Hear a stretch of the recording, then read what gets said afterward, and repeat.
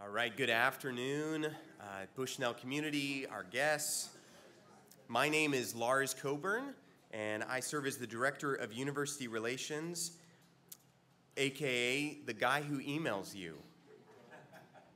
No, it's good to be part of Bushnell. I am a graduate from 2014.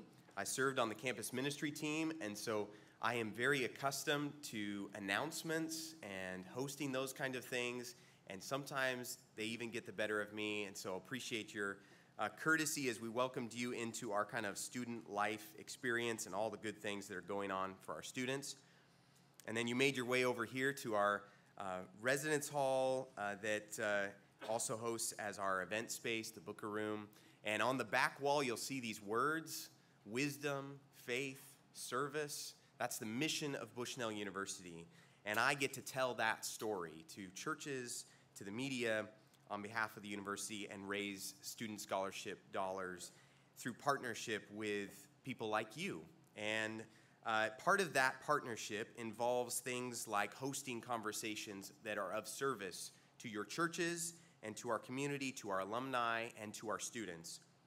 But part of that partnership extends into things like a beach volleyball facility at Grace Community Fellowship Church here in Eugene, or a baseball stadium at Hamlin Middle School in Springfield with the Springfield School District, or a golf facility that is underway out at Pine Ridge, where our student golfers, men and women's golf, will have a home that rivals anything in the nation at their level. We are incredibly grateful for a year and for a season and for 100 and almost 30 years of partnership with the local church. And that's what brings us to this conversation today. President Womack introduced the Becoming Beloved Community event that happened in November and begun this conversation that is ongoing about exploring biblical perspectives on racial reconciliation.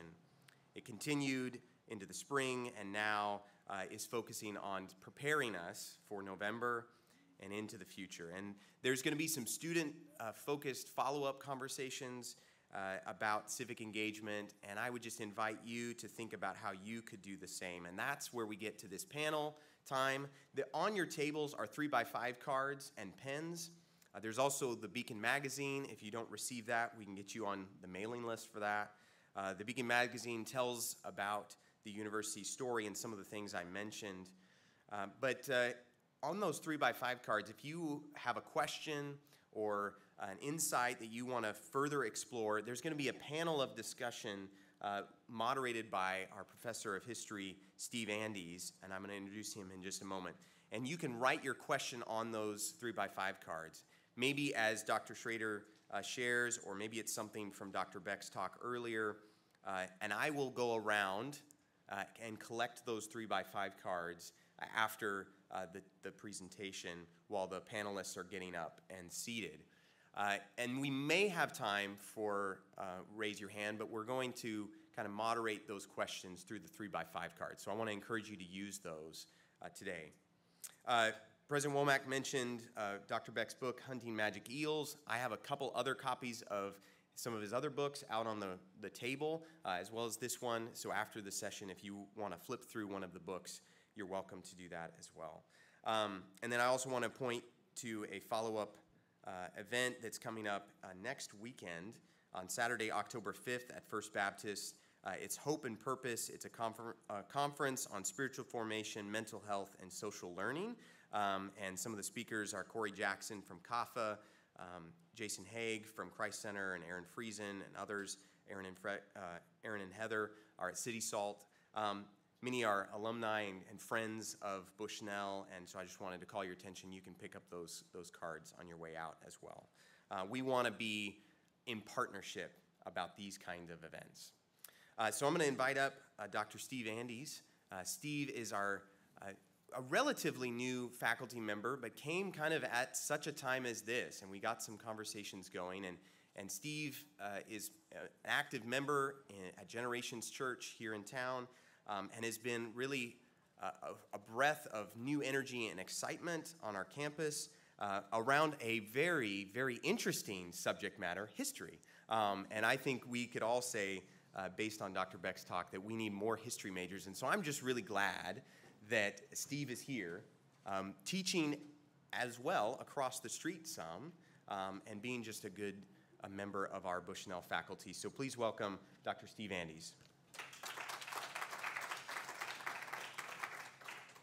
Thanks, Lars. Let me tell you about the election of 1876. I'm just kidding.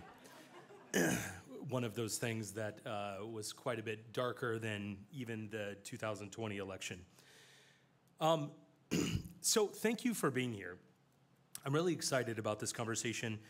You know, if you do sort of cursory online searches, as I was thinking about this, I found, you know, any number of surveys talking about the rise of stress in the upcoming election. The Thriving Center of Psychology found that 72% of Americans are stressed about the upcoming election, while an American Psychiatric Association survey found that 43% of Americans feel more stressed this year than they did last year. And 77% of those respondents blame their stress on the upcoming election. You know, one of the questions we might have is, right, who is stressed, right? Is it, what demographic? Is it older people? Is it women? Is it men? Is it students, right? Is it minority communities? Is it immigrant communities? These are all sort of questions that we could drill down into as well. But the reality is that where do stressed out people often turn to find relief and solace from their stress? Well, they oftentimes go online. They go to social media, which only makes things worse, right? Stressed out people stress others out, and hurting people oftentimes are people that hurt others as well. Words are powerful, right? Proverbs, we could find any number of scriptures to confirm this. Right, Proverbs 18, the tongue has the power of life and death, and those who love it will eat its fruit.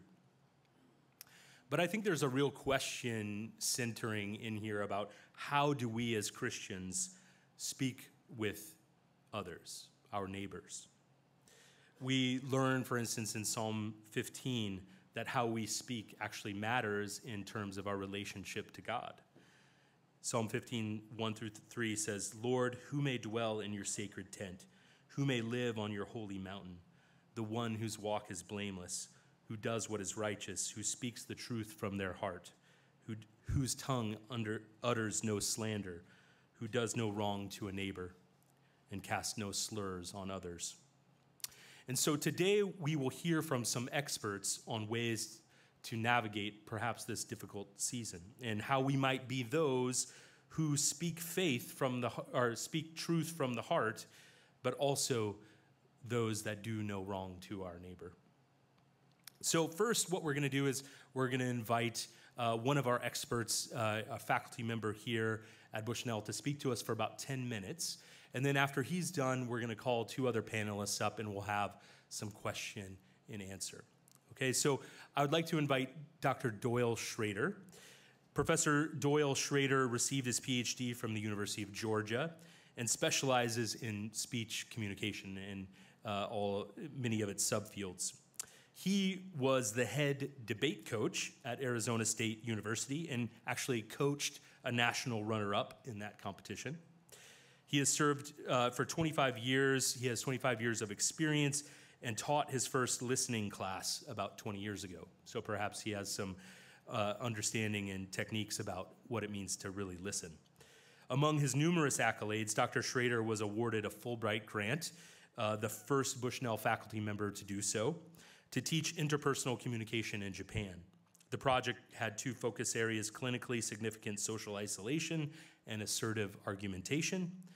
And Dr. Schrader was invited to teach undergraduate and graduate classes at Tsuda University, Tokyo University of Foreign Studies, and Tokyo International University. So join me in welcoming Dr. Doyle Schrader.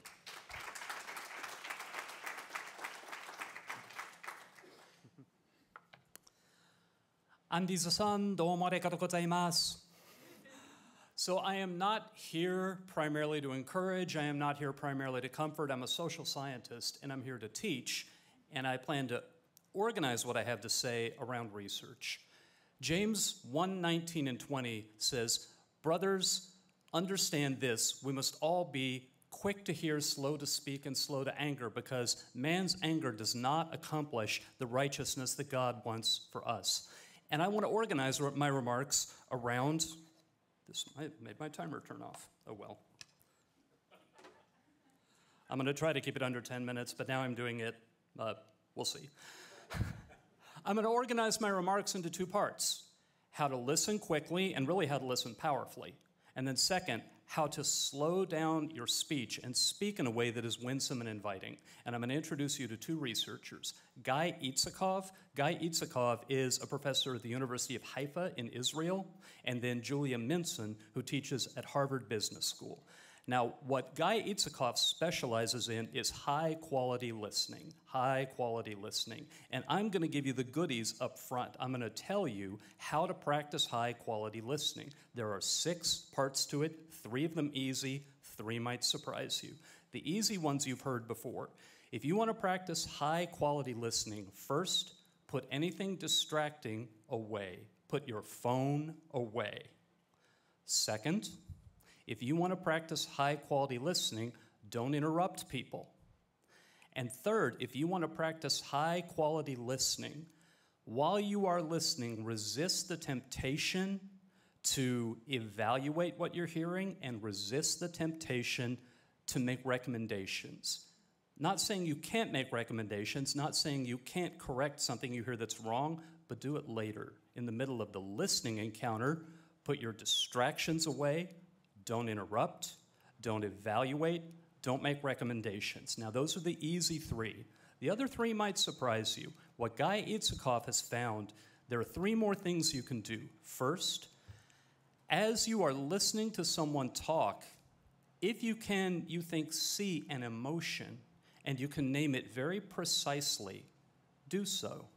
Mention to them, you seem, but not you seem happy, you seem mad. Those are too broad.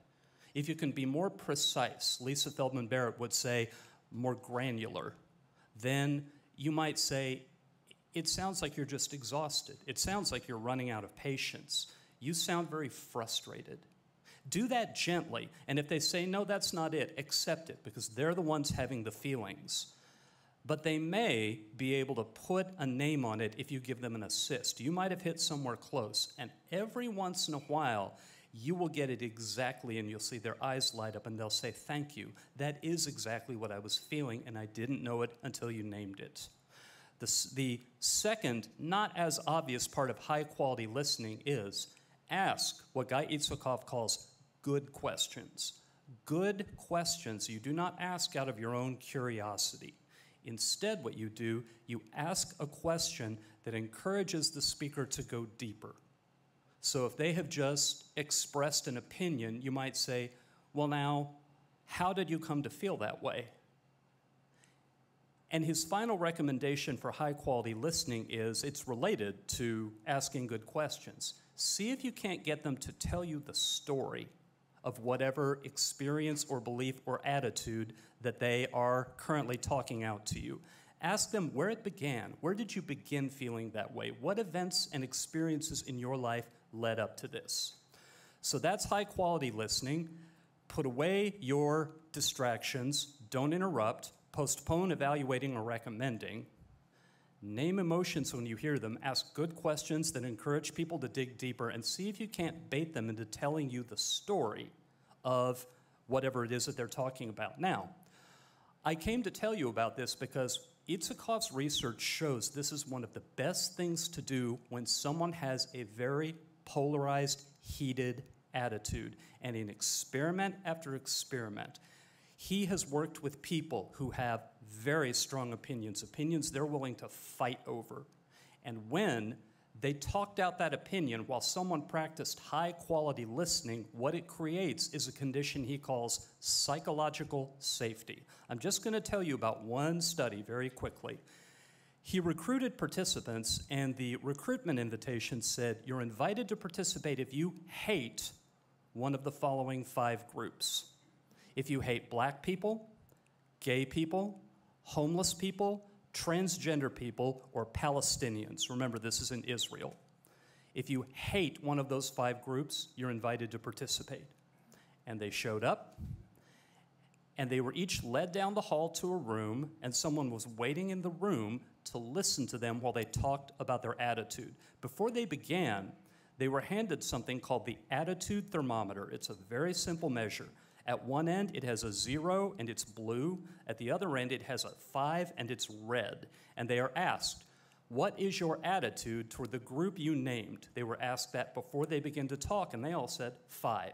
Bright red, intense opposition and hatred. But then there were 3 experimental conditions. They were randomly sorted into them. 1/3 of the people who listened to them were not given any training. They were just told, listen to the speaker. 1/3 were trained to be bad listeners. They looked at their phone, they looked around the room, they yawned. And in the 3rd condition, the person in the room with them had been trained to practice high-quality listening. And they were invited to talk about their attitude, to talk about anything that crossed their mind relevant to that attitude, and to talk as long as they wanted. And when they had finished talking, they were given the attitude thermometer again. And they were asked, can you point to, on the attitude thermometer, your attitude toward the group you named when you came in? And in the untrained listener and bad listener condition, they pointed to the 5 again. But for the high-quality listening condition, what they did as they talked, they recognized problems and shortcomings in their attitude. They would say out loud they understood that it wasn't fair. They would talk themselves into saying, I know people who belong to this group that I respect a lot. And at the end, when they were given the attitude thermometer, they pointed to a 3 or a 2. High-quality listening.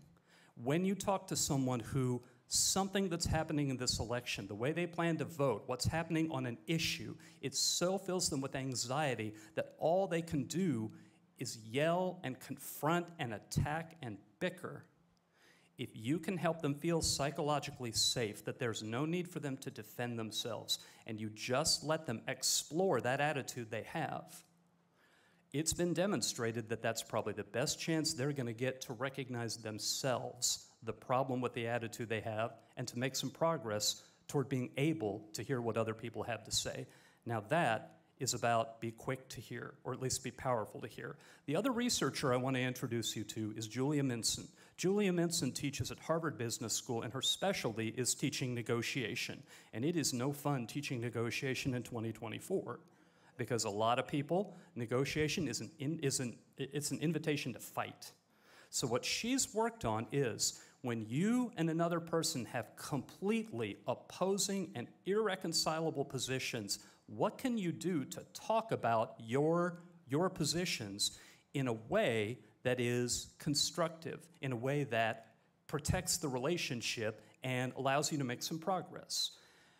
She calls her framework conversational receptiveness, and she's got a built-in memory trick. Here's the memory trick. The memory trick is HEAR, H-E-A-R, HEAR. The H stands for hedging. A lot of times what we do when we have very strong feelings and we're talking to someone whose opinion is just wrong is we'll make a lot of sweeping statements. We'll say, that's absolute nonsense. You always do this. Those aren't helpful. So she said if you begin by hedging, make smaller statements. Instead of, that's absolutely wrong, maybe, I don't think that's right. And maybe instead of, you always do this, maybe you begin it with, sometimes when you say this, make narrower, make smaller statements, because that cues the person you're talking to that you're prepared to be reasonable and you're not coming in to attack. The E in here is emphasize agreement. Emphasize agreement. Whatever the issue that the two of you find difficult to talk about, if you can go a level higher, you might be one parent at a school board meeting and they might be another parent at a school board meeting, and you might say, well, the one thing we can all agree on is we want our kids to be safe and successful. Find what you do agree on and mention it. The A in here is acknowledge. Acknowledge. And this one's the easiest. Very little thought goes into this. Sometimes when you're talking with someone with an opposing viewpoint, when they've reached a stopping point and it's your turn, take the first part of your conversational turn and paraphrase back exactly what they said. And that shows them you really are listening, and it shows them that you can repeat back their idea to them without making fun of it. Fourth and finally, the R stands for reframe to positive, reframe to the positive. When you talk to someone on a difficult issue where you disagree, instead of talking about what you don't want, instead of saying a lot of shouldn't, must not, can't, try to turn it to where you can talk about what you do want, what I would love to see happen, what I hope to see happen one day. What Professor Minson has done, she's trained people in these habits, and she's put them into conversational situations over very politically controversial issues. And their conversation partners report, I like this person, I like talking to this person had a discussion in good faith. Very quickly, what I would like to do is I'd like to demonstrate this. And I haven't warned him at all, so I'm ambushing him. I had Jared in public speaking a couple of years ago, and I'm going to confront Jared because he's just wrong, and he's wrong in a way a lot of you are in this room. Jared, I don't know why you insist on having hair on your head. I mean, that's all dead skin cells, and the chemicals you use on that, they're polluting the environments. It's absolute nonsense. It's absolutely indefensible. Now the only thing that's likely to do is to make Jared think there's no talking to me. But if I want to use the HEAR framework and show my conversational receptiveness, maybe what I should say instead is, you know, Jared, I think maybe all that hair on your head, it's just a little bit much. And sometimes, if you had less hair, you might find your life a little bit less complicated. What do you think about that? Nice and loud. You know, sounds like you agree with my wife. Your wife has that opinion, and I think your wife is probably an incredibly wise woman. I would love to see us all reach a day where we don't feel like we have to have hairstyles to be accepted or for people to think that we're attractive. Now, did I seem more reasonable the second time? All right. So, high-quality listening, we should be quick and powerful to listen. Conversational receptiveness, there's a way we can speak on issues like this that will slow us down and take some of the heat out of it. Am I at 10 minutes? Because if not, I have a very quick story I can tell you. Can I tell you a very quick story? Okay. 20 years ago, UNICEF had just started trying to eradicate polio, but what that required was you had to go to a lot of really tiny communities and you had to vaccinate every child in the community. And in Nigeria, there was an entire region where all the heads of the communities decided to boycott it. They had many reasons for doing so. One of the reasons was they said, we've heard what the United States says about terrorist countries. Well, a lot of us happen to be Muslim, and we know what's in those hypodermic needles of yours. Those are drugs that are going to sterilize us. You stay out of our communities. And what UNICEF did for a while is they sent doctors around to explain what was in the hypodermic needle, and the leaders of the community just didn't want to hear it. Trust had been broken. You could talk all the science you wanted. It wasn't going to make a difference. And then they sent around Heidi Larson. And every community Heidi Larson came to, she met with the leaders of the village, and at the end of that meeting, they invited UNICEF in to vaccinate everybody in the village. Here's what she did.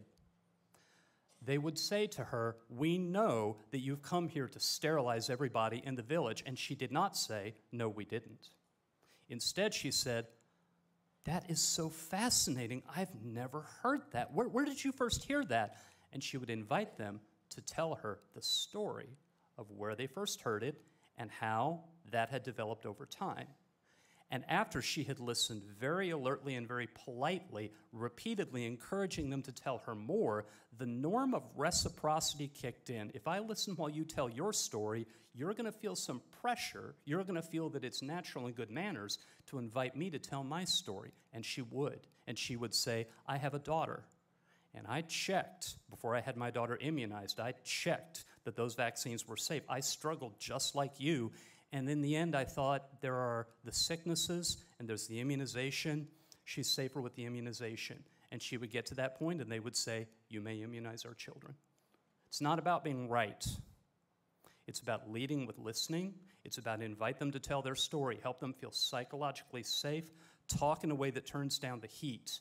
And that, I think, is how you can navigate anxiety in a polarized election.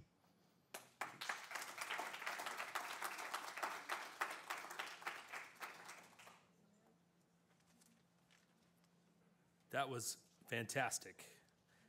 Thank you, Dr. Schrader. I have not mastered the art of not having notes in front of me. So why don't you guys come up, Allie, Dr. Beck? So we're gonna have two other guests to our panel. The first is Allie Savage. She's Director of Annual Giving here at Bushnell, and she also has quite a lot of experience and educational background in issues of Christianity and civic engagement. She holds a BA in political science from Western Washington University and an MA in theology from Fuller Theological Seminary. And then also we have our guest, Dr. Richard Beck, professor of the Department of Psychology at Abilene Christian University and senior fellow of the Landon Saunders Center for Joy and Human Flourishing. That sounds like a center that I want to be part of, you know? And also, he is writing a new book, soon to be released, now available for pre-order on everywhere you get your good books, in The Shape of Joy, the transformative power of moving beyond yourself. All right, so let's welcome our panelists here.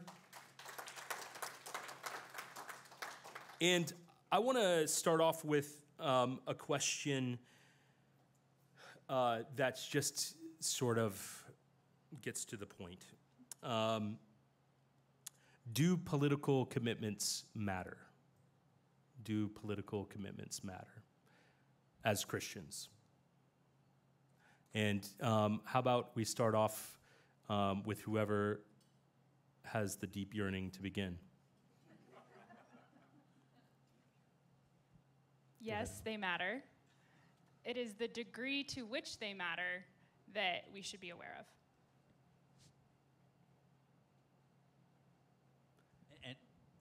And I think that was what I was trying to say at the very end of my presentation about the proper ordering of political desires.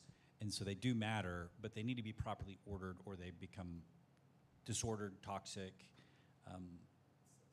or affect our mental health. Yeah. I think that we could talk about politics a lot more. We could do a lot better job than we do, but I think we have to change how we respond to a lot of the background noise that the culture feeds us before that even becomes possible. Yeah. So what does faithful engagement look like for you personally in this season of elections and supposedly political polarization? What are some things that you've thought about personally or maybe are thinking about how you might faithfully engage?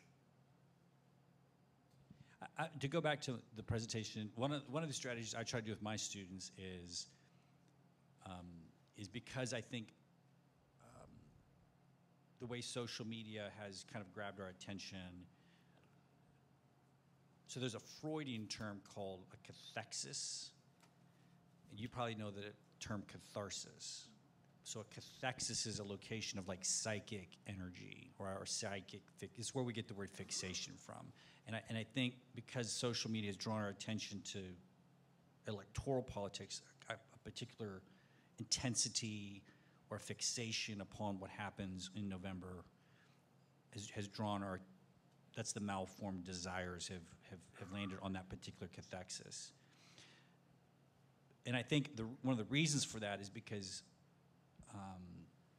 and we can tell a large sociological story here about how in past generations there were so many different mediating institutions on how you could like productively change the world. There were families and there were communities and people were part of organizations and clubs, and there were a lot of ways one could be salt and light. But as those have evaporated, there are two agents of change in the mind of our students. Myself, and what can I do? So they slip into despair, or Washington, D.C. Like the only two chess pieces are this little tiny pawn, which can do nothing, or the queen, which is all powerful. And so I become obsessed with getting control of the queen. And thus, getting the queen or king, well, I guess we have a king and a queen now, right? Well, if I can get the most powerful, right, yes, Jesus is the king, okay.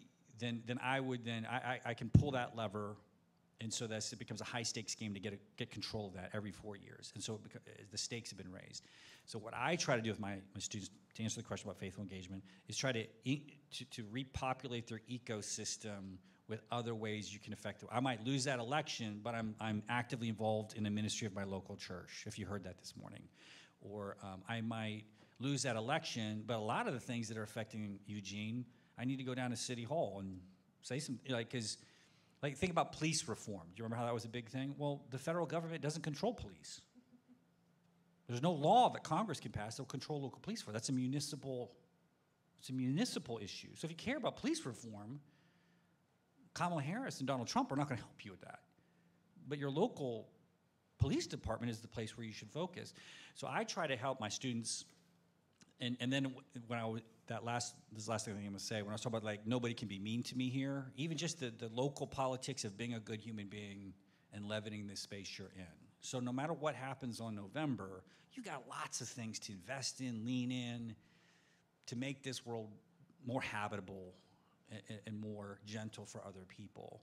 And so thus reducing, so play a bishop or a knight.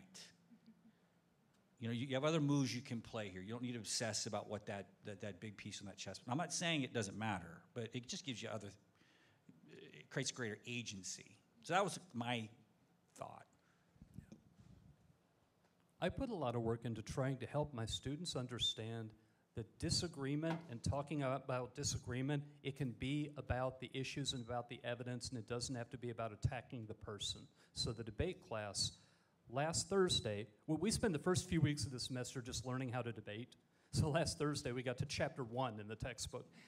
And we talked about Hugo Mercier's argumentative theory of logic, and all of us are weighed down by confirmation bias. We all know what we believe, and we look for information that confirms what we believe, because then we feel better, which is why we urgently, critically need to regularly talk to people who disagree, because they will be the experts on the reasons that we need to make sure that we are considering. That's why presidents have cabinets. That's why there's 9 justices on the Supreme Court. We need disagreement. And where I would love to see us wind up, and I cast this vision for my students, is a day when conservatives accept we need liberals because they see things that we're blind to, and liberals say we need conservatives because they see things that we're blind to, and they value each other, and they see each other as neighbors, and they make the community better.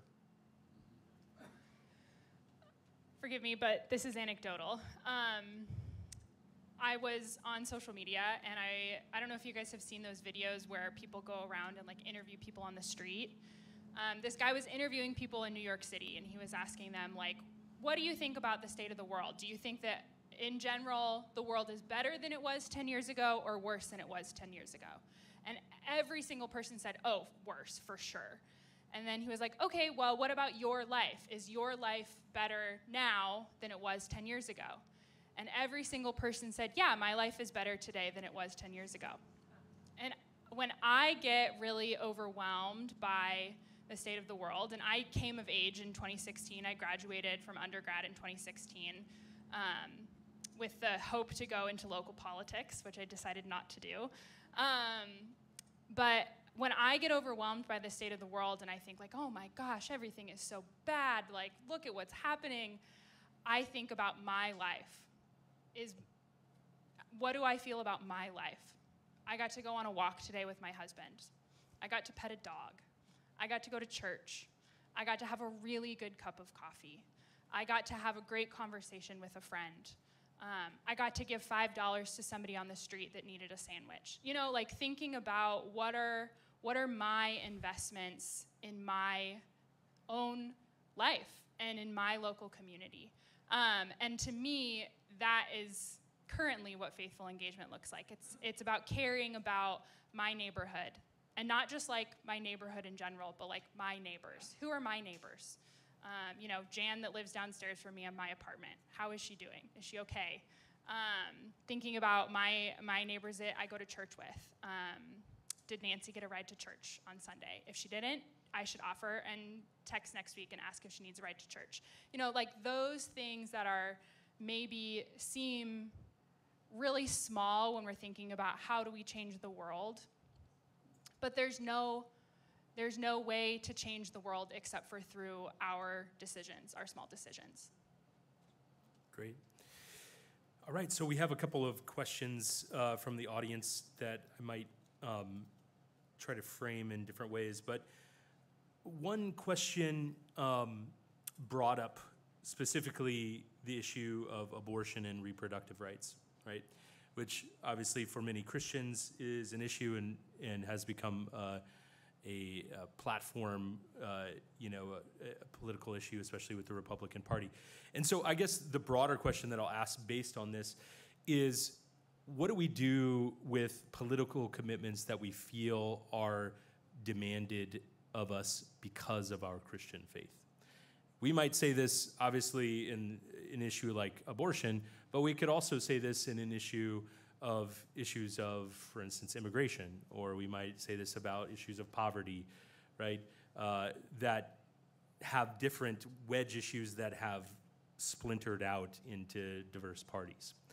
So, in essence, the question is how do we deal with our political commitments, which we see as an extension of our faith, but yet ultimately figure out ways to not, as Dr. Beck was talking about, have a malformed love of those outcomes associated with those commitments. If I'm making sense, that was a very convoluted question. Hopefully, you made sense of it. Well, the Bible says not only to defend the defenseless, and the Bible makes it clear that life is sacred. The Bible also says, don't be deceived, and the Bible has nothing good to say about being foolish. And so I've had this talk within the past 2 weeks. I'm still on a Bible study group that meets in Japan. I joined by Zoom. They're meeting in the evening. I join them at 4 a.m.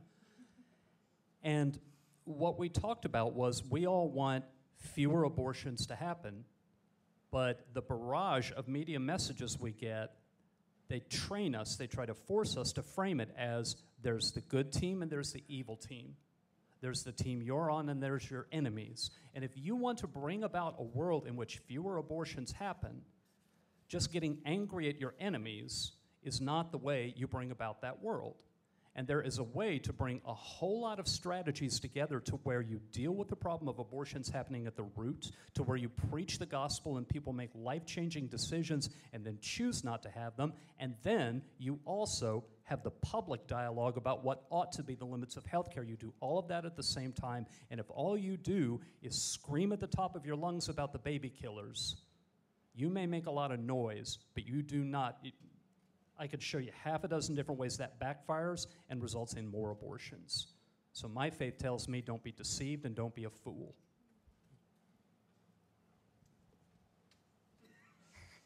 Which one of us? I'm the outsider. Go ahead.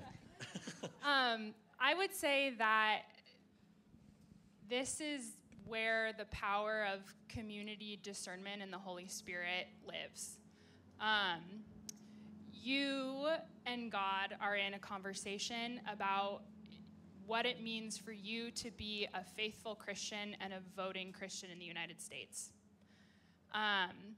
And voting is one way that we enact God's will in the world. It is not the only way. If you feel really passionately about one particular issue, and that is the issue that you vote on, don't let that be the only thing you do to influence that issue in the world, whether that is immigration or abortion or education or what have you. There are many, many ways of acting with wisdom and care and discernment And voting is just one outlet for those things. And if you really feel a lot of consternation about this, the Holy Spirit will give you wisdom and power to make a decision. And that is sometimes the only thing that we can rely on. Yeah. This is such a difficult issue. Like so let me be descriptive. When I was talking to the faculty yesterday, I said sometimes description is rather than evaluation, but when I talk to my friends who were asked the question about why they were supporting Donald Trump in 2016 and said, you guys were this same group that were really upset about Bill Clinton, his moral character, and that concern about his moral character. We talked about this in your debate class a little bit. Like, why did that change? And it was abortion. It was like, well, this is the one issue I really care about, and it seems to be the moral issue of our time. And he was going to promise us a Supreme Court justice. He gave us those justices, and so they were kind of reduced pulling that lever to that one issue, and that's how they explain that. And what I would do is by the way, I thought your 10 minutes was like some of the best 10 minutes I've ever heard of as far as practical. I mean, so I want to just lean into that. Like, if I encountered somebody and that was their view on that, I would just I would try to listen to them and try to understand why they feel that way. Because I do think some of my left-leaning Christian, I'm not talking about godless leftists, left-leaning Christians, and there are a few out there, not many in Texas, but left who just kind of just looked at the people that made that decision as just like, I can't believe they would have. There are more issues. There are other values in this one issue. So that's all I would say. I'm not going to, as a stranger, convince you on this particular issue, but I would try to lean into these practices of listening, and if somebody has a really strong view on that, and you're on that other side and can't understand why somebody would make that. But I would also say for everybody that one issue is the most important issue, to do the same practice about why somebody who is a Christian is going to pull the lever for Kamala Harris. Like, not to think those people don't have their own stories about why they have made that difficult decision as well. Like, just like you made a very difficult decision to pull a lever because of an issue you cared about, there's probably a story on that other side about why they're doing something that seems to you just monstrous or inexplicable. And it's that feeling of knee-jerk monstrosity, the moral monstrosity of what that other person is doing. That's getting in the way. So rather than discern what anybody should feel about abortion and politics, I think we need to practice getting past that on both sides. And that's hard work, obviously. So that's what I would say. The listening and the how to talk well, I think, are critical to get to some shared humanity on this. Yeah, definitely. That's great. So another guest, the question is really about the reputation of especially white evangelicals within the United States. And they reference here Christine Dumais' book, Jesus and John Wayne. The subtitle is How White Evangelicals Corrupted a Faith and Fractured a Nation. Now, whether or not you agree with Dumais' thesis there about the corrupting influence of white evangelicals, the fact of the matter is that there is definitely a narrative within the United States about white evangelicals potentially supporting sort of the rise of Donald Trump and sort of everything wrong with America. So the question is what work do we talk about? Church, Christians as places of sacramental witness. What work do especially white evangelicals need to do to perhaps rehabilitate their the reputation within the United States, within an increasingly polarized country over some of these political issues? Or do you think they don't? Or is that question off base? Or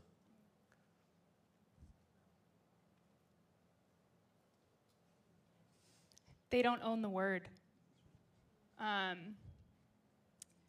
The worst person that claims to be an evangelical or claims to be a Christian, like, they don't own that word. So if you are convicted that you are an evangelical because you believe in the power of Scripture and you believe in a personal salvation and a personal relationship with Jesus, and you believe in the historical value of the church, and you believe that, I can't remember the fourth tenet. I had them memorized at some point. But if you believe those things, you can claim the name evangelical. I left the formal evangelical church in 2020, and I go to an Episcopal church now, and I'm a baptized Episcopalian, and I still claim the word evangelical because it is an important part of my story and my history, and I won't let them take it from me. So if it's still important to you and you still feel that, you identify with that word, then make it your own. That didn't really super answer the rehabilitation section of the question, but I feel really strongly that, the inquisitors don't get to decide that they were the only Christians and we're not Christians anymore. Mm-hmm. Just the way that the worst evangelicals don't own the word evangelical. I mean, so that book hit my campus and it was really kind of polarizing. And so depending on where you are in the ecosystem. So let me speak to people kind of surgically here, okay? Because if you're not largely in disagreement with that book, then this isn't for you. But if you're somebody that has felt like that word evangelical has been contaminated by kind of a will to power, that it is evangelical has become a damaged brand. Even if you just care about evangelism, I think a lot of us have stubbed our toes on introducing ourselves as Christian and wanting to quickly qualify. Let me explain what I mean by that. So if you find yourself, those are all I want to talk to you right here. Like, what do you do? And my concern as a college professor is, I talked about how we're losing our young people in one of our classes, about how for every one convert we make, we lose 5 of our children. Okay, for every one convert the church makes, we lose 5 of our children. So evangelism is now not really about, going out to some mission trip. It's about Sunday school class, our children. And if you ask our children, why are you leaving? It's some of this reputational damage of the church. And so how do you rehabilitate that? Very quickly, I take inspiration from Dietrich Bonhoeffer, the German theologian that stood up to Hitler, and he wrote these enigmatic letters from prison. And in these letters from prison, he described what he calls a religionless Christianity. And a lot of people have taken that idea of a religionless Christianity and kind of turned it into kind of a very liberal kind of godless Christianity. And that's not what I think his reading is. If you read Bonhoeffer carefully, he's like, how does a church that was complicit in the Holocaust ever regain its moral reputation? Like, how could we ever speak for, given that we were complicit in it, how could we ever speak for God again? And he basically said we should be quiet. And what he just says in the letters of papers of prison is the only religious proclamation with a church that has lost its moral credibility is the deed that interprets itself. No speaking. Because he says that's just going to sound like self-defensive propaganda. The only thing we can do is a deed locally. Back to what I was saying this morning, the local deed that we just do it, we don't comment on it, we don't advertise it, we just do it, and it interprets itself. And maybe a season of that where people are like, hey, who are those people? Like, oh, they're the Christians down the street, you know? They're real quiet. Yeah, they just show up and they do this kind of stuff. They take care of the city. They bind up the broken, and they wipe away tears, and they give a cup of cold water in the name of Jesus. And then I don't know what they do on Sunday mornings, but they're hanging out at that building. You know, like the deed. So to me, that's why I care so much about the church and our young people. But they need a vision that they find beautiful. And I think they buy into that. If you describe the church that way, as I tried to do this morning, then I think maybe we can hold some of our young people. So that's my thought. The deed that interprets itself is the way we recover our moral reputation. I'm going to cop to being a Texas Baptist, and Dr. Beck said that there are no politically liberal Christians in Texas. That's right, we wind up in Oregon. But it seems, I dearly love the people I go to church with, but it seems like they skip right over the last of the Beatitudes. Blessed are you when they say all kinds of things against you. That's how they treated the prophets. And I hear a lot about how we are persecuted today and about how people treat us unfairly, and I think, yes, that's what you signed up for. And I think at the root of the problem with a lot, not all, a lot of white evangelicals is we have set our expectations of what kind of influence we will have and what kind of respect we will be shown and what kind of power we want to have. And as we fall from those expectations, we can't take it, and we panic. And that's when we want to cut corners and play dirty. And playing dirty is fundamentally committing the sin of not having sufficient faith that God can fight his own battles the right way. And I talk with the people I go to church with, and in the moment they recognize it. But when you've had those expectations set, behaviorally letting go of them is wrenchingly hard, and they're trying, and they haven't yet done it. And I pray for all of us. I pray for me too. That's not a finger I point at them. Great. Just to make a connection with what I talked about this morning, is like that's planting gardens in Babylon, right? Like we don't need to be, we might not be in charge of it, and it all might go sideways. Agreed. Like it's gone sideways before. You know, Tolkien described history as the long defeat. There's not a utopia at the end of the game. It's going to go left, right, backwards, forwards, two-step forward. History's weird, and we've seen some dark times, but we still plant gardens. So we don't need to panic. There's good work to be done, and work that psychologists know is good for your mental health. It's good for your mental health to go plant a garden or do some local volunteerism. There is no need to panic about being in charge of Babylon. I don't really like the look of that job.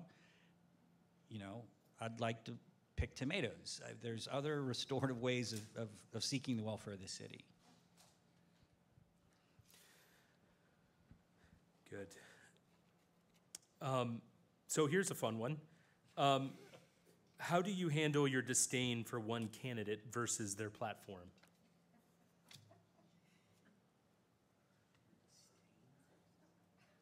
Can you read that again?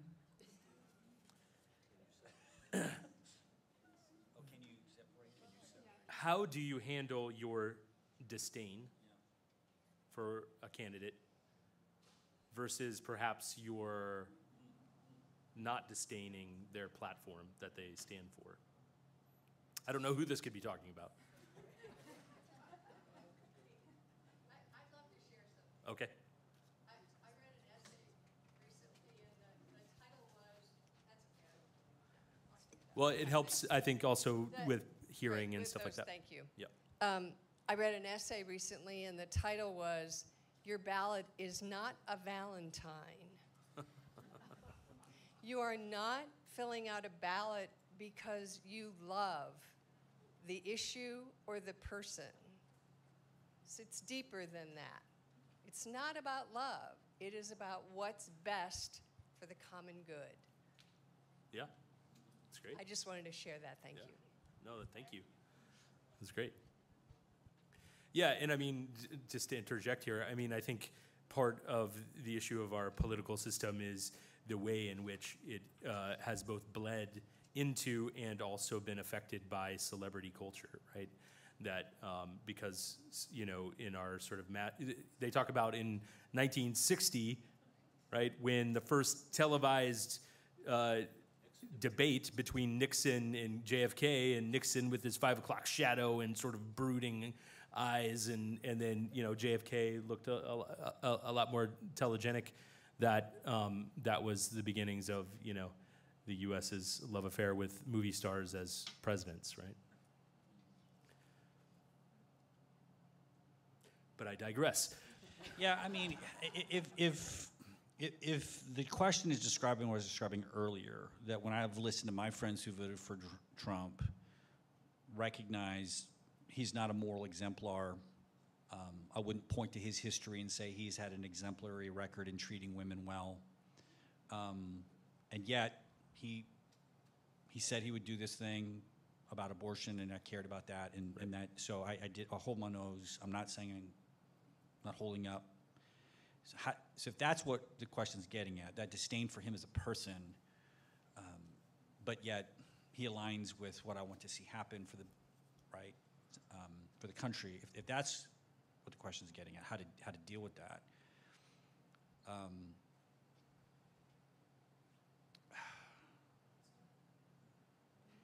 I don't know.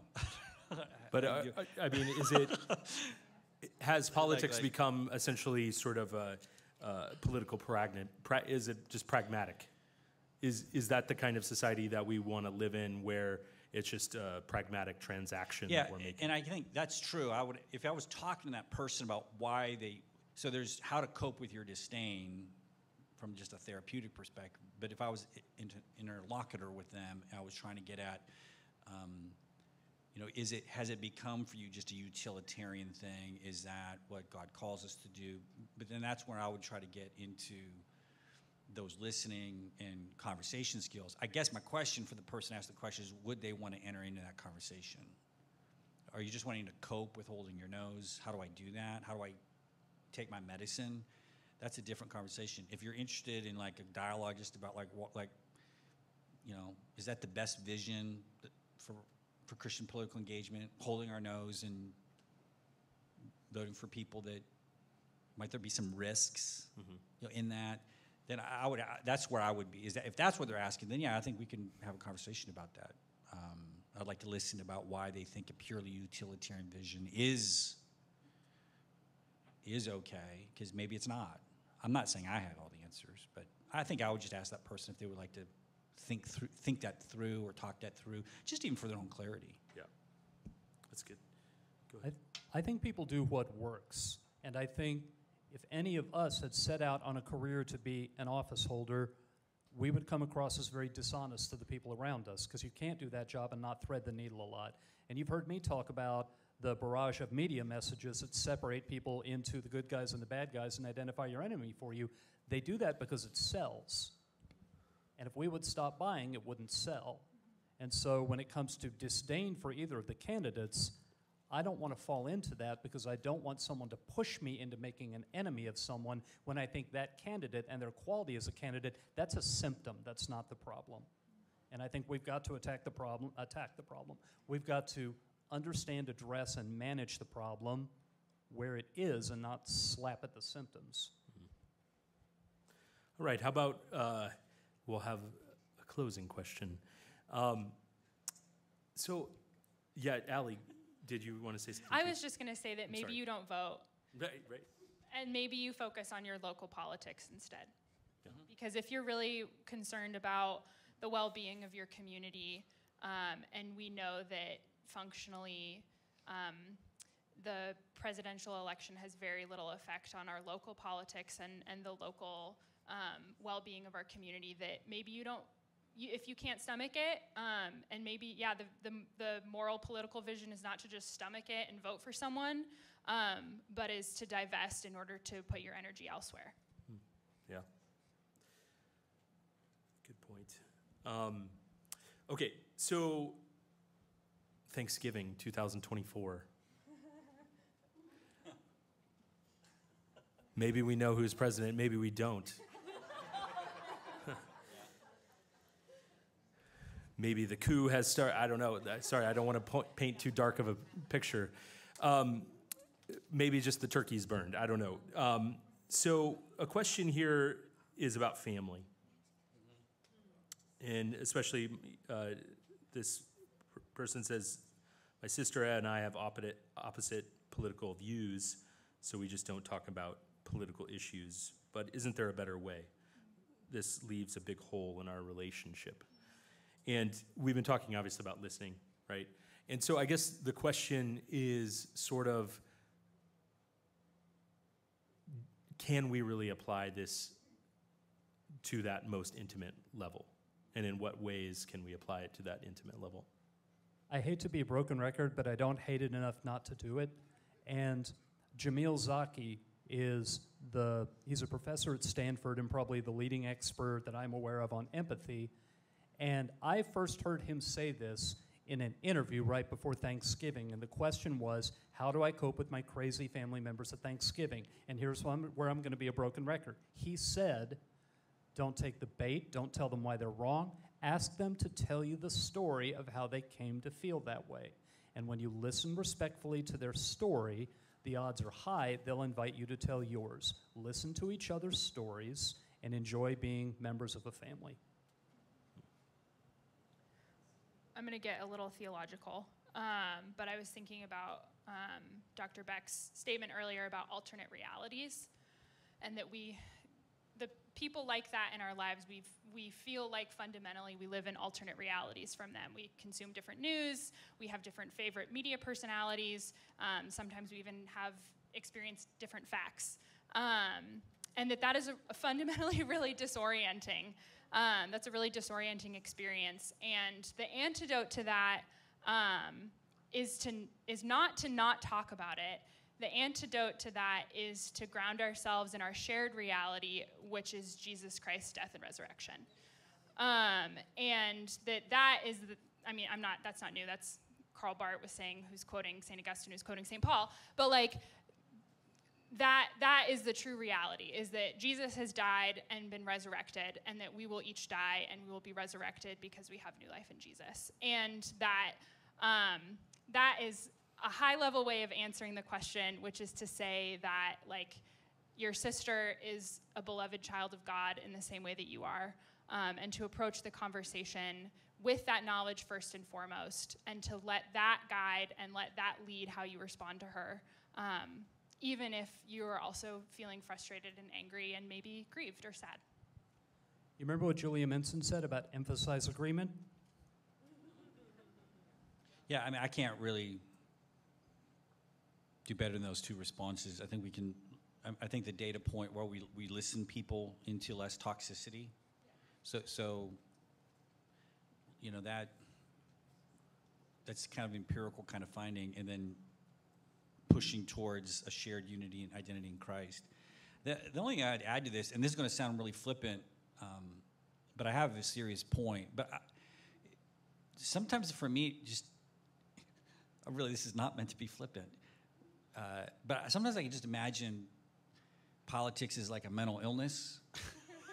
like what does it mean to love somebody who has chronic depression, a family member with chronic depression, or somebody who has an addiction? Like if you have family members with mental illness, and we know that part of them is going to be effortful and hard, but I love an addict. They're my brother. I love my husband, and my husband deals with chronic depression. And so what does it mean to love a Trump supporter? My parents are Trump supporters, but I love my parents, and there's this thing about them that is hard and effortful. What does it mean to love that? Or my sister is like a QAnon conspiracy theorist. What does it mean? Or your child becomes, like my son, Aiden, came out as a Marxist when he was like 3. He just kind of.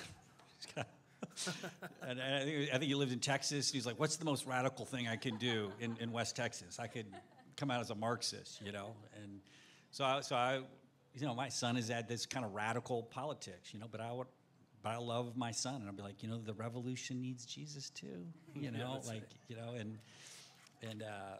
we've talked a lot about the intersection. There's a whole rich history between Marxism and Christianity, and so I love my radical son. So it might be you on your side loving a radical child or a radical grandchild that,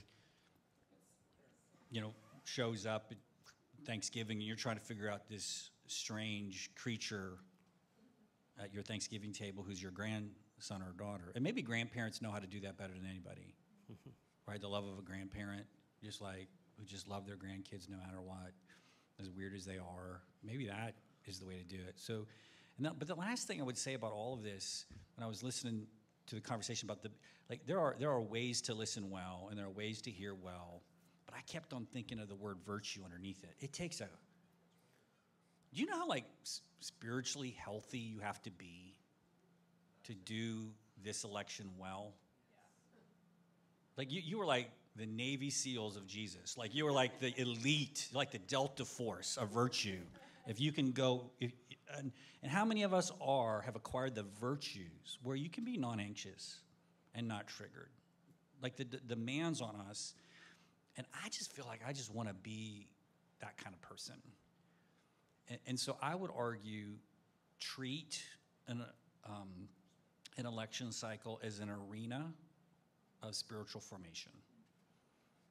Right? This is a cauldron of practicing the fruits of the Spirit. Can you be more patient, gentle, kind, loving, and self-controlled when triggered to actually try to listen well and to try to, this is where we pursue Jesus in an election season. And so this is a time for virtue formation. So treat Thanksgiving as like a monastic setting where we've got to get along with these people. St. Anthony fighting the demons in the desert. Exactly, yes. Maybe it's your crazy uncle, Maybe treat that table as a place to pursue virtue and how difficult it is. So that's just one thought. Thank you so much. This was amazing. Let's give a round of applause. So just a few reminders. Thank you. First, I forgot to say thank you, Dr. Schrader. Thank you, Allie. Thank you, Dr. Beck, for being here.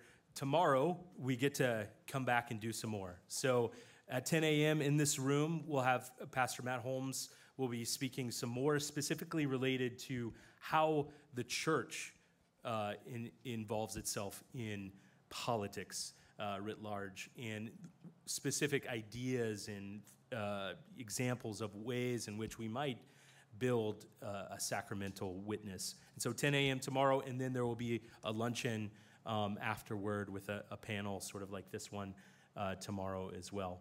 And so before we go, I want to remind us of 2 Corinthians 5. Therefore, if anyone is in Christ, the new creation has come, the old has gone, the new is here. All this is from God, who reconciled us to himself through Christ and gave us the ministry of reconciliation. That God was reconciling the world to himself in Christ, not counting people's sins against them. And he has committed to us the message of reconciliation. May we go today with that ministry, that message of reconciliation. Thanks. Hope to see you tomorrow.